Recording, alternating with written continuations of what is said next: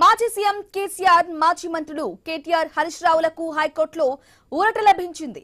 Million March సందర్భంగా నమోదైన కేసులను కోర్టు కొట్టివేసింది. ట్యాంక్ బండిపై 2011లో నిర్వహించిన మిలియన్ మార్చ్ లో ఉద్రిక్త పరిస్థితులు చోటు చేసుకున్నాయి.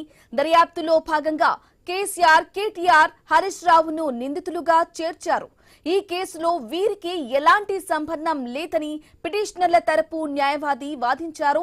ఇక దీంతో వీరిపై నమోదైన కేసులను కోర్టు కొట్టివేసింది. ఇదే విషయానికి సంబంధించి పూర్తి అప్డేట్ మా ప్రతినిధి ఏవై స్వామి ఫోన్ ద్వారా అందిస్తారు. స్వామి, చెప్పండి. కేసీఆర్, కేటీఆర్ అలాగే హరీష్ రావు ముగ్గురిపై కూడా మిలియన్ మార్చ్ సందర్భంగా నమోదైన కేసులను కూడా కోర్టు కొట్టివేసినట్లుగా తెలుస్తోంది. అప్డేట్స్ ఏంటి?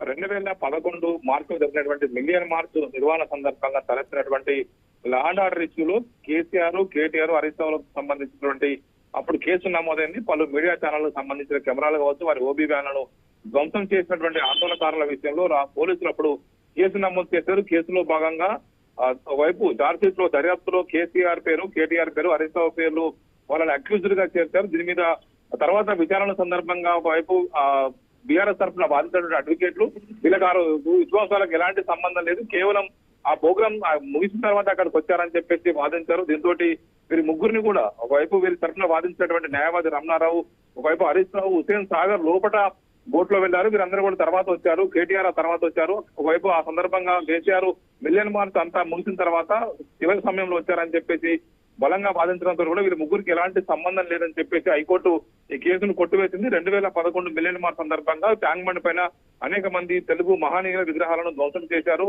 దాంతో పాటు అక్కడ పలువురు మీడియా ఛానళ్లకు సంబంధించినటువంటి కెమెరాలను, అదేవిధంగా వారి ఓబీ వ్యాన్లను తగలబెట్టి ఒకవైపు ధ్వంసం చేసినటువంటి విషయంలో అప్పుడు పోలీసులు కేసు నమోదు చేసి ఒకవైపు దీని మీద విచారణ నిర్వహించారు. ఈ సందర్భంగా బీఆర్ఎస్ తరఫున వాదించిన న్యాయవాదులు వీరు కేసీఆర్ కు, హరీష్ రావుకు, కేటీఆర్ కు ఎలాంటి సంబంధం లేదని చెప్పి వాదించడంతో కూడా వీరి వాదనకు ఏకీభవించినటువంటి రాష్ట్ర హైకోర్టు ఈ కేసును అయితే కొట్టివేసింది. బ్రాహ్మణి.